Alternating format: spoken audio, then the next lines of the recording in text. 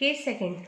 Similarly, we have what? F greater than Fr. In this case, F is greater than Fr. It means what? The supply frequency is now greater than the resonant frequency. When F is greater than Fr, then Xc, that is capacitive reactance, is less than XL. So our circuit, RLC series circuit, will behave as what? Inductive circuit. Okay. Next is what? Phi. Now phi can again be derived from this phasor diagram. How it will be drawn? Now the reference is taken to be as current only. Okay. Next is what? The for resistance R, the relationship between the voltage VR and the current I will be the same phase. So it is drawn in the same axis. Next is what? The inductor. In case of inductor, we have what? The current lags the supply voltage by 90 degree. So we will draw like this only. VL is what? Like this is the current axis and now VL is leading.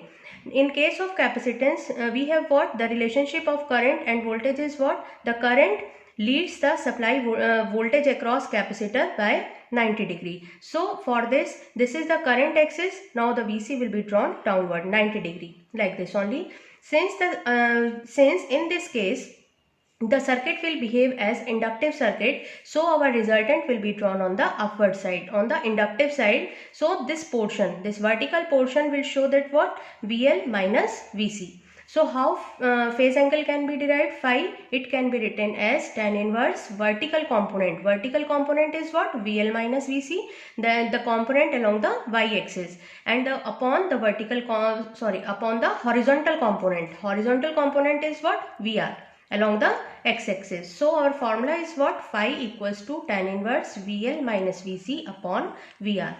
Third case, case 3. F is equal to Fr. In this case, inductive reactance will be equal to capacitive reactance. This is the condition for series resonance, that the circuit will behave as purely resistive circuit. In this case, the relationship between the supply voltage and the supply current will be 0 degree. So in the phasor diagram, there is a little bit change. This is I, which is taken to be at reference. VR is drawn on the I axis only, because in I and in case of R, the voltage and current have the same phase. In case of L, the inductive voltage drop will lead by the current by 90 degree, and in case of capacitance, the capacitive voltage drop lags the current by 90 degree. But where our resultant will be drawn? This V. Okay, V will be drawn on the I axis only, on the resistive axis only, because our circuit will behave as purely resistive circuit. This shows what? The the angle between the supply voltage and the supply current will be equal to 0 degree in case of purely resistive circuit.